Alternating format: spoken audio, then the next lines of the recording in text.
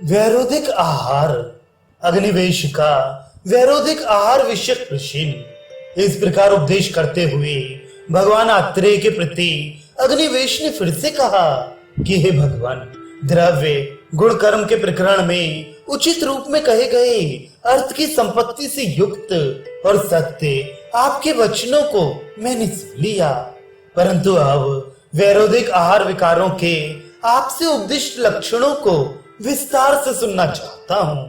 वैरोधिक आहार की परिभाषा। अग्निवेश से भगवान आत्रेय ने कहा कि देह की धातुओं के विपरीत गुण वाले द्रव्य शरीर की धातुओं के विरुद्ध हो जाते हैं। इन द्रव्यों में कुछ द्रव्य परस्पर गुण विरुद्ध, कुछ द्रव्य संयोग विरुद्ध, कुछ द्रव्य संस्कार विरुद्ध, कुछ द्रव्य देश काल मात्रा आदि से विरुद्ध और कुछ द्रव्य स्वभाव से विरुद्ध होते हैं। विमर्श गुण विरुद्ध, जैसे मधुर मछली और मधुर दूध, ये दोनों मधुर होने से कफ की वृद्धि करने वाले होते हैं। संयोग विरुद्ध, जैसे गुण से मकोई गुड़ या मधु से मूली का प्रयोग।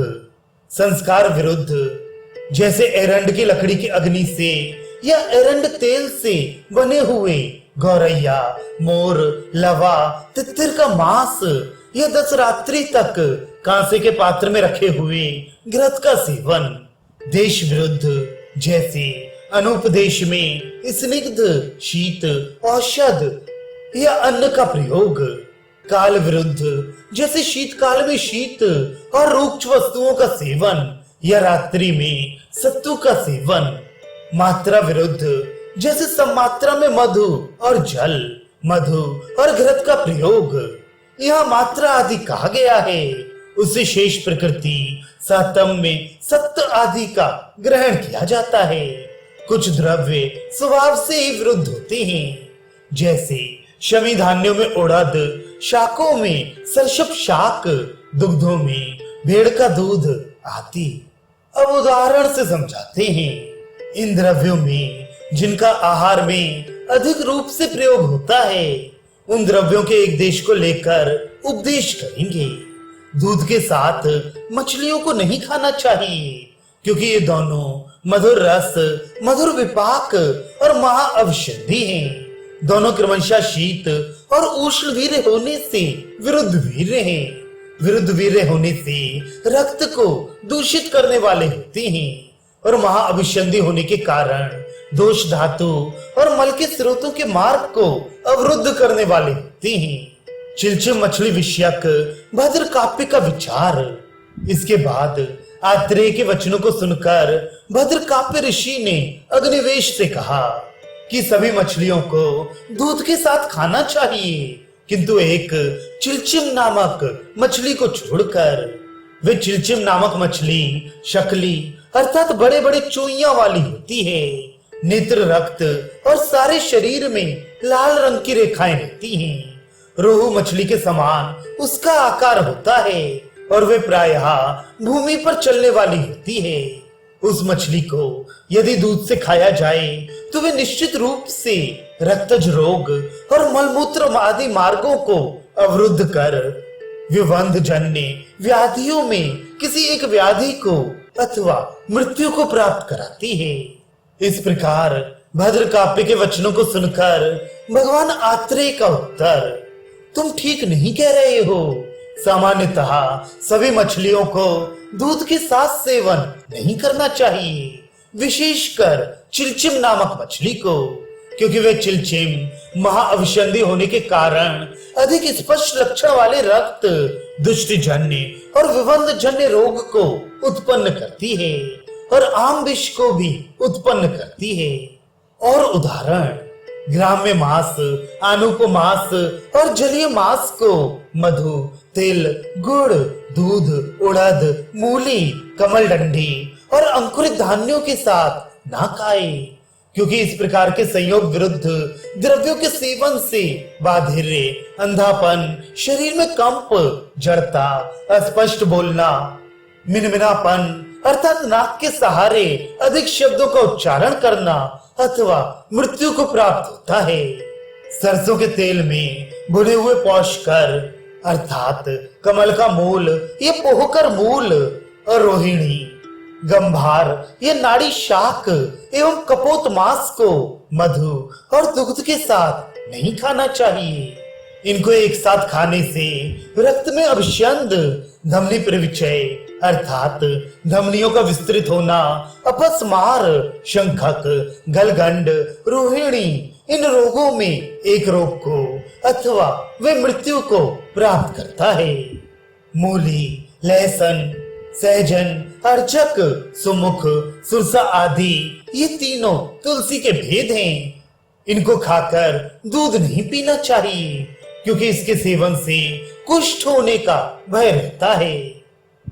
मधु और दूध के साथ नाड़ी शाक या वंशपत्री शाक और पके हुए बड़हर को नहीं खाना चाहिए, क्योंकि इनके खाने से मृत्यु का भय रहता है अथवा बल, रूप, कांति एवं वीर्य को नष्ट करने वाला होता है। यह बहुत बड़ी व्याधि होती है। यह खाने वाला व्यक्ति नपुंसक हो जाता है।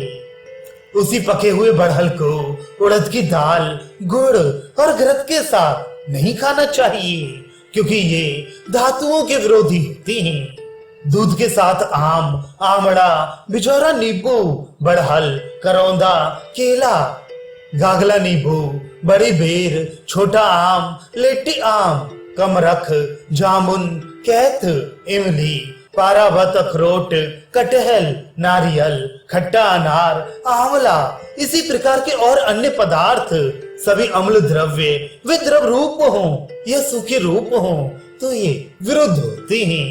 कंगनी, वनक, मोठ, कुल्थी, उड़द और सेम को भी दूध के साथ लेने पर विरुद्ध होता है। संयोग विरुद्ध द्रव्यों के उदाहरण पद्मोत्तरिका अर्थात कुसुम्ब, बर का शाक, चीनी से बनाया हुआ मदिरा, मेरे और मधु एक साथ खाने से विरुद्ध होता है और अधिक रूप से वात को कुपित करता है। हारिल पक्षी का मांस सरसों के तेल में भूनकर खाने से विरुद्ध होता है और पित्त को अधिक बढ़ाता है। यह संस्कार विरुद्ध होता है। खीर खाने के बाद सत्तू को जल में घोलकर पीने से विरुद्ध होता है और कफ को अधिक कुपित करता है। तिल के कल्क में पकाया हुआ पोई का शाक विरुद्ध होता है और इसके सेवन से अतिसार, दस्त रोग होता है। यह भी संस्कार विरुद्ध का उदाहरण है। बकुले का मांस मदिरा के साथ या मटर की घुगनी के साथ विरुद्ध होता है। उसी बकुले के मांस को सुअर की चर्बी में भूनकर खाने से सद्या मारक होता है। मयूर के मांस को रेड़ की लकड़ी में लेकर रेड़ की लकड़ी की आग में पकाकर उसमें रेड़ का तेल मिलाकर खाया जाए तो जल्दी ही मारने वाला होता है। हारिल पक्षी के मांस को हल्दी की लकड़ी में पिरोकर हल्दी की आग में पकाकर सेवन करने से मारक होता है। वहीं हारिल पक्षी का मांस राख या धूली में गिर गया हो अर्थात पक जाने के बाद धूल या राख से ओतप्रोत हो गया हो और उसे मधु के साथ सेवन किया जाए तो सद्या मारक होता है। जिस तेल में मछली बनाई गई हो उसी तेल में पिप्पली और मकोई को सिद्ध कर खाया जाए तो वह सद्या मारक होता है। गर्म किया हुआ मधु मारक होता है और गर्मी से पीड़ित मनुष्य जब मधु का सेवन करता है तो वह उसके मृत्यु का कारण होता है। मधु और घी समान मात्रा में, मधु और आकाश का जल समान मात्रा में, मधु और कमल गट्टा समान मात्रा में, मधु पीकर गरम जल पीना, भिलावा और गरम जल एक साथ लेना, मट्ठा में पकाया हुआ कबीला, बासी मकोई, लोहे के किल में गौंदकर अंगार के ऊपर पकाया हुआ भास नामक पक्षी का मांस हानिकर होता है। इस तरह से आत्रेय ने कहा कि विरुद्ध आहार विहारों के विषय में जिस प्रकार तुमने प्रश्न किया उन सबका निर्देश कर दिया गया है।